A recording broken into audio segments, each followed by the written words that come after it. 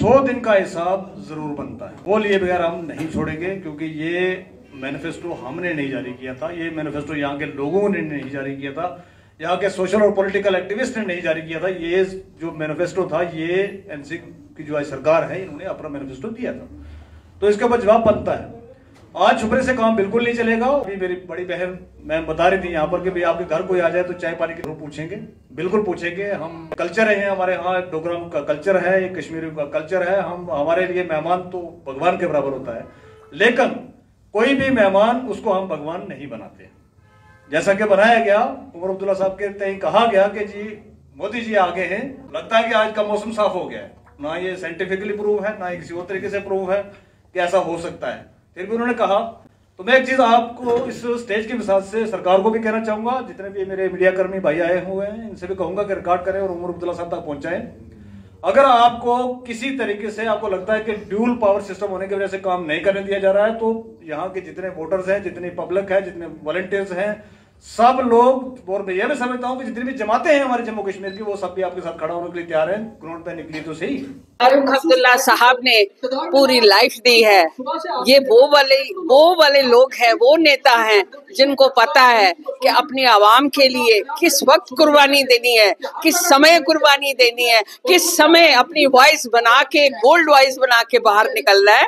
इन सब चीजों को मैं बिल्कुल इनके खिलाफ हूँ, और मुझे डेमोक्रेटिक सेटअप में ये मेरा अधिकार है कि मैं ये बोल सकूं कि हम अपनी लीडरशिप के लिए हम कतई सुनने को तैयार नहीं है, क्योंकि यहाँ पे कोई जुमलों की मीटिंग नहीं थी। ये एक फोरम है ना, इंडिया यूनाइटेड फोरम एक फोरम है, इसको पूरा वर्ल्ड वॉच करता है।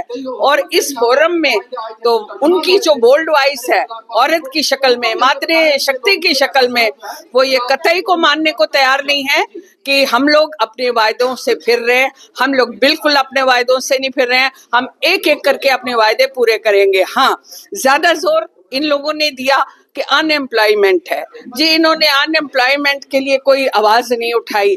अरे आप लोग शायद मीडिया से कम रूबरू होते हो, या आप लोग इतने बिजी हो कि आप सुनते नहीं हो कि चीफ मिनिस्टर साहब और उनके सहयोगी जो कैबिनेट के कोलीग्स हैं, वो रोज क्या बात करते हैं। रोज वो यही बात करते हैं कि सबसे पहले हमने जो वायदा किया है बिजली का, सिलेंडर्स का, अनएम्प्लॉयमेंट यूथ का, बुजुर्गों का, बुजुर्ग महिलाओं का, ट्रांसपोर्ट का, पेंशन का, जो भी उन्होंने अपने उसमें मैनिफेस्टो में बयान किया है, उनकी यही रोज मीटिंग्स होती हैं, बर्निंग इश्यूज पे मीटिंग होती है, और वो यही दुआ कर रहे हैं उस अल्लाह ताला से, उस रब से, कि जल्दी से जल्दी इसका एक शक्ल का एक फ्रेम बन जाए और वो एक एक करके अपने वायदों पे खरे उतरे। हमारे देश की जो सरकार है, मरकजी सरकार है, उनको भी इसके ऊपर सोच विचार करना चाहिए कि जब एक चीफ मिनिस्टर चुन के आता है, उसके कंधों पे कितना बोझ होता है, चट्टान क्या पहाड़ी जितना बोझ होता है। उनको भी समझना चाहिए कि अगर उन्होंने जो यहाँ पे चेंजेस लाए, हमारे को यूटी बना के रख दिया, मैं समझती हूँ जिम्मेवार होम मिनिस्टर, एक जिम्मेवार प्रधानमंत्री होने के नाते आज उनकी जिम्मेवारी बहुत ज्यादा बनती है कि वो देखें कि यहाँ पे सुलग रहे इश्यूज, सब लोग ले के इश्यूज को जैसे फायर ब्रांड इश्यूज बन रहे हैं, तो उनकी भी एक जिम्मेवारी बनती है। पूरा हिंदुस्तान सुने, आज वो बच नहीं सकते हैं, आज उनको भी देखना है कि उनके सामने इतने मुद्दे हैं जम्मू कश्मीर के।